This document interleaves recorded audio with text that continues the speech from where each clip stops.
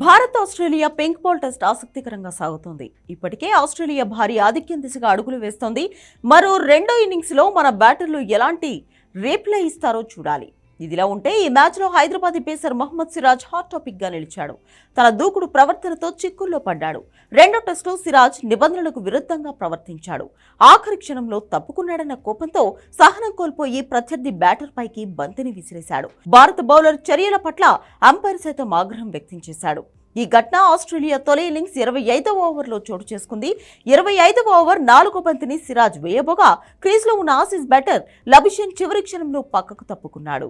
Siraj run-up తీసుకుంటున్న సమయంలో ground సిబ్బంది బౌలర్ వెనుక ఏదో వస్తువును తీసుకువెళ్తున్నట్లు అనిపించడంతో లబుషేన్ బౌలర్ కి తన పరుగును ఆపమని సంకేతం ఇచ్చాడు. అప్పటికే బాల్ రిలీజ్ చేసేందుకు సిద్ధమైన సిరాజ్ లబుషేన్ వైఖరితో సహనం కోల్పోయి బంతిని వికెట్ల వైపు విసిరేశాడు.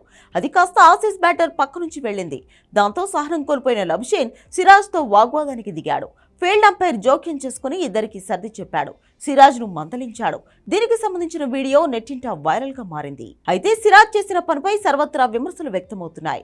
హైదరాబాద్ డీఎస్పీ అయిన సిరాజ్ ఇలా క్రమశిక్షణ లేకుండా ప్రవర్తించడం సరికాదని మండిపడుతున్నారు.